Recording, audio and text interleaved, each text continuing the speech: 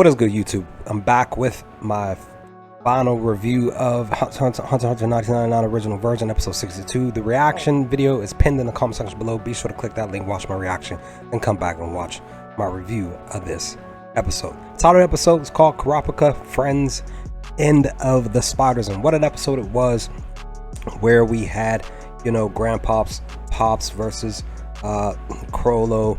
We had Kurapika here trying to figure out stuff and get the scarlet eyes, and Gon Kahlua doing her thing, Leo doing her thing. But ultimately it really was just centered around the fight that really got to do a comparison video from the 2011 version with this fight between Crollo, Silva, and Zeno. That they just had a great fight, even if it lasted roughly 5 minutes.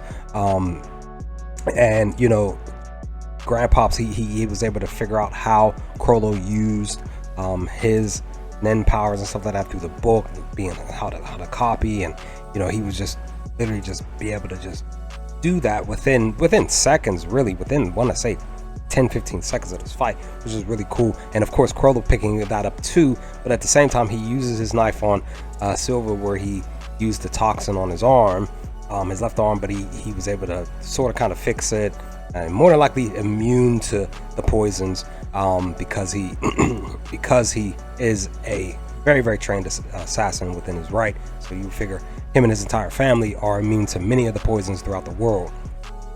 But it really didn't affect him. But this fight was just really just dope, just to see how Grandpops plus Silva using their Nen in such a way to be able to look to take Crollo down. And of course when he asked G-Pop's like, would we win, and who would win the fight? Would it be you or me? And he said, of course me. But at the same time, he basically was just saying, like, you are a brat, and you definitely would have gotten on my nerves, but at the end of the day I would have got the win. But with that, they pretty much, the spider trope, they went around, they started the auction. Lumi pops up here. He calls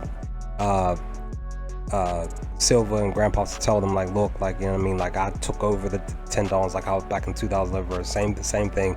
He took the $10 out. He literally just like controls them, makes this fake announcement about how the pros took out the enemy and they're getting ready to take out the rest. And of course they show them start doing the auction, and then they show one of them making copies. And then you find out, you see that Kurapika goes around and searching for, because of course he's hearing that the quote-unquote leader, Crollo, got taken out by by Silva and Zeno. But that's not at all the case. They gave us the full-on hint that the bodies that were found were basically fake. They also make that announcement at the very end of the episode from Soka's standpoint. But all in all, I love that Kurapika was able to go to the auction, was able to outbid your boy who originally hired him to take out the Phantom trope a few episodes ago. But he broke his nose because he was talking smack, which I love too. I really love that part of the episode. And at the same time, once they outbid him for 2.9 billion, Pops, Neon's dad, the bum, basically saying, like, yeah, I'll be able to, just with my daughter by my side, I'll be able to use her ability to be able to get that money back with ease, blah blah blah. That's some bum, straight up bum trash cheese there, guys. Excuse me. That I personally don't like and support.